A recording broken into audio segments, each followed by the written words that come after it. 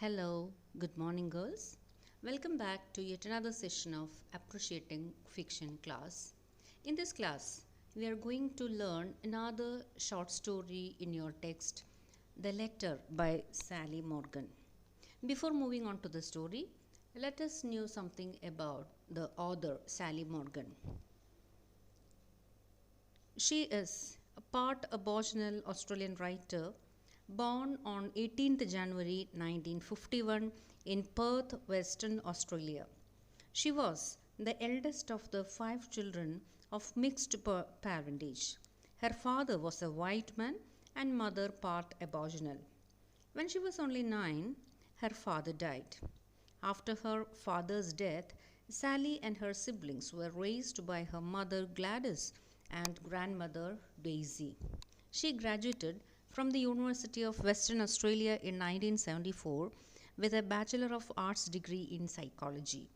She has also postgraduate diplomas in counseling psychology and computing and library studies from the Western Australian Institute of Technology.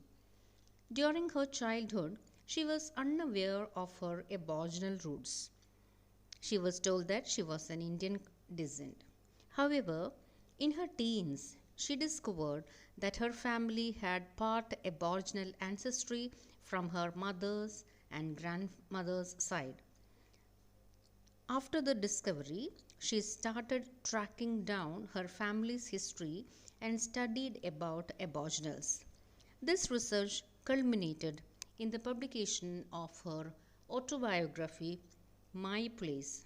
Since its publication in 1987, the book has sold more than 500,000 copies in Australia and has attained the stature of an Australian classic. And Morgan's next book, Vana Muruganya, The Story of Jack McPhee, is a biography of her grandfather. Her another significant work, Sister Heart, in 2015, is a compelling novel about the stolen generation. She has authored and co-authored many children books like Little Piggies, The Flying Emu, and other Australian stories. Hurry Up, Oscar, Pet Problem, Dan's Grandpa, Just a Little Brown Dog, Where is Gala, and so on. And she has written some of these books in collaboration with her children, Amberlynn, Blaze, and Ezekiel. And Morgan has also written a play entitled Cruel Wild Women. And she has also gained considerable international reputation as an artist.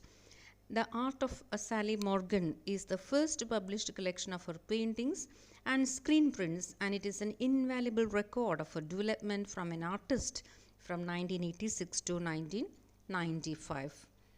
Sally Morgan has received several awards and honors, including Human Rights Award for Literature and Other Writing in 1987 and 1989, Order of Australia Book Prize in 1990, Children's Books Council of Australia Book of the Year Awards Notable Book in 1998 and 2012, Children's Book Council of Australia Book of the Year Awards Honour Book 2016, and Prime Minister's Literary Award in 2016. This Sally Morgan's heart-wrenching story, The Letter, sheds light on one of the darkest chapters of Australian history. From the beginning of the 20th century to the 1970s, many Aboriginal and Torres Strait Islander children were systematically removed from their families and communities by Australian federal and state government agencies and church missions in order to assimilate them to white society and culture.